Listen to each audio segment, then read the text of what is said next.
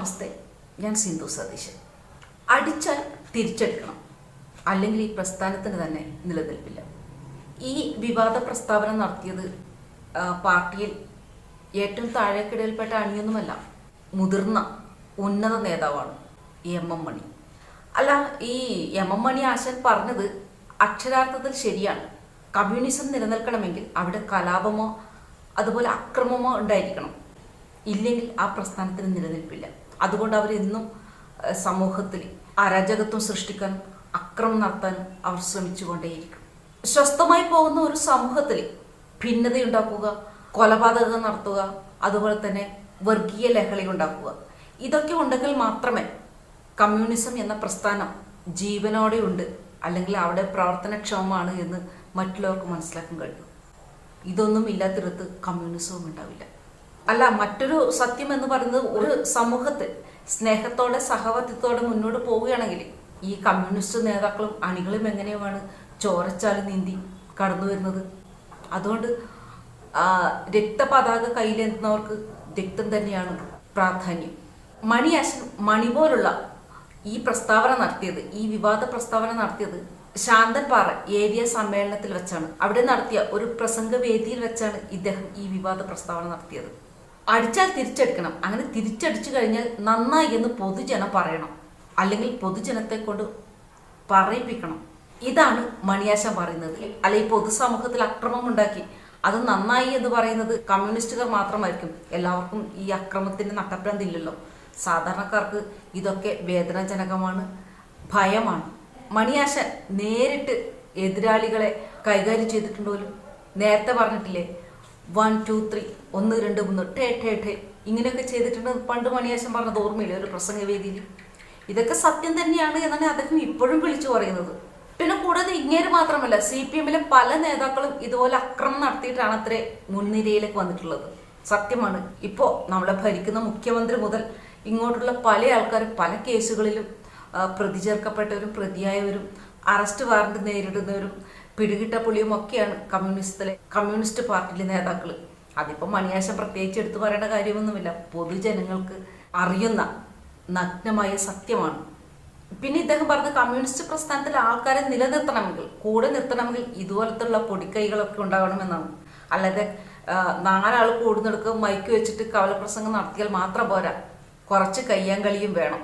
മണിയാശന്റെ നിലപാട് ഇതൊക്കെ തന്നെയാണ്. ഇങ്ങനെയൊക്കെ ചെയ്തില്ലെങ്കിൽ കനലൊരു തരി എരിഞ്ഞടങ്ങുമെന്നാണ് മണിയാശന്റെ വിശ്വാസം.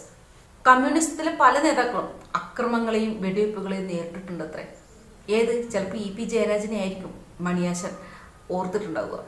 അല്ല, അദ്ദേഹം ഇപ്പോഴും, അതായത് EP ജയരാജൻ ഇപ്പോഴും തൊണ്ടയിൽ ഉണ്ടയും കൊണ്ട് നടക്കുന്ന ആളാണല്ലോ. കമ്മ്യൂണിസ്റ്റ് നേതാക്കളെയെല്ലാം എതിരാളികൾ വെട്ടിയും കുത്തിയും പരിക്കേൽപ്പിക്കുകയും കൊലപ്പെടുത്തുകയും ഒക്കെ ചെയ്തിട്ടുണ്ടെന്ന് പറഞ്ഞു. അതേ നാണയത്തിൽ കമ്മ്യൂണിസ്റ്റുകാരും തിരിച്ചടിച്ചിട്ടുണ്ടത്രേ.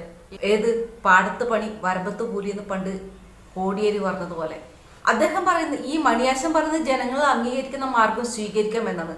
ജനങ്ങൾ അംഗീകരിക്കുന്നത് ജനാധിപത്യമല്ലേ, സമാധാനപൂർണമായ ഒരു ജീവിതമല്ലേ.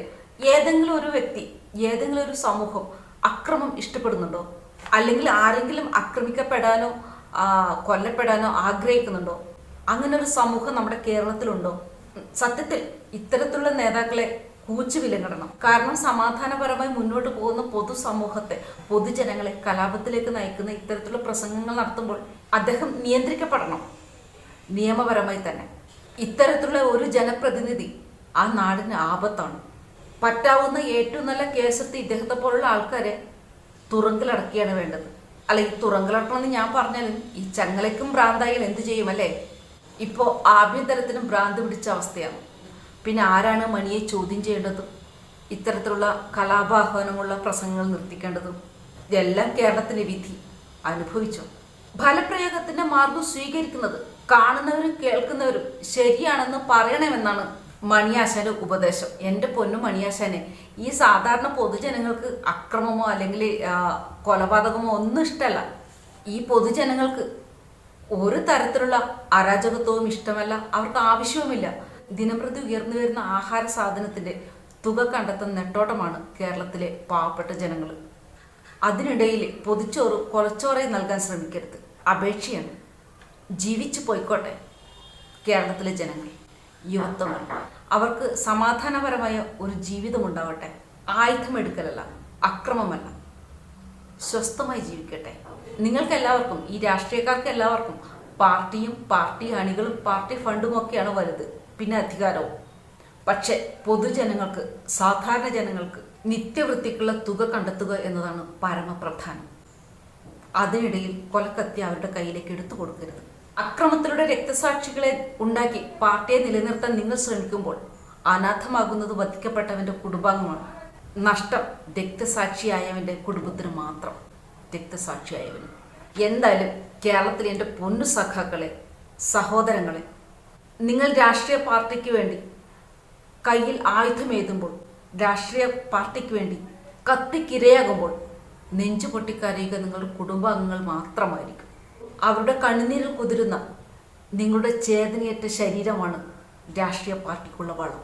അതുകൊണ്ട് നിങ്ങളുടെ രാഷ്ട്രീയ നേതാക്കൾ വെട്ടാനോ കൊല്ലാനോ ചാവാനോ ആഹ്വാനം ചെയ്യുമ്പോൾ ആദ്യം നിങ്ങളെ പെറ്റ അമ്മയെയും വളർത്തി വലുതാക്കിയ അച്ഛനെയും നിങ്ങൾ ഒരുപാട് സ്നേഹിക്കുന്ന സഹോദരങ്ങളെയും ഓർക്കുക. ഒരു വട്ടമല്ല, 1000 വട്ടം ഓർക്കുക. രാഷ്ട്രീയം വെറും ചതുരംഗ കളി മാത്രമാണ്. അതിൽ വെട്ടിമാറ്റപ്പെടുന്നവന് നഷ്ടങ്ങൾ മാത്രമേ ഉണ്ടാകൂ. എന്നാലും എൻ്റെ മണിയാശാനെ, നിങ്ങളുടെ ഈ പാട്ട് തന്നെയല്ലേ മനുഷ്യനാവണം എന്നൊക്കെ പാട്ട് പാടുന്നത്? ഉയർച്ച താഴ്ചകൾക്ക് അതീതമായ സ്നേഹമുണ്ടാവണം എന്നൊക്കെ പറയുന്നത്. ഇതൊക്കെയാണോ നിങ്ങളുടെ പൊതുജനത്തോടുള്ള സ്നേഹം? ഇങ്ങനെയൊക്കെയാണോ മനുഷ്യന്മാർ ചെയ്യേണ്ടത്? ശരിക്കും നിങ്ങളാണ് കമ്മ്യൂണിസ്റ്റ് പാർട്ടിയുടെ കുശാഗ്ര ബുദ്ധിക്കാരനായ നല്ല നേതാവ്. രാഷ്ട്രീയ കൊലപാതകങ്ങൾ രാഷ്ട്രീയ പാർട്ടിക്ക് മാത്രം ലാഭം കൊടുക്കുന്നതാണ്. നഷ്ടങ്ങൾ വധിക്കപ്പെട്ടവൻ്റെ കുടുംബാംഗങ്ങൾക്ക് മാത്രവും. ഓർക്കുക, രാഷ്ട്രീയ പാർട്ടിക്ക് വേണ്ടിയോ രാഷ്ട്രീയ നേതാക്കൾക്ക് വേണ്ടിയോ ബലി അർപ്പിക്കേണ്ടതല്ല നിങ്ങളുടെ യുവത്വങ്ങൾ. മറ്റൊരു നല്ലൊരു വീഡിയോ ആയിട്ട് ഉടൻ വരുന്നതായിരിക്കും. അതിലെല്ലാവർക്കും ജയ് ഹിന്ദ്.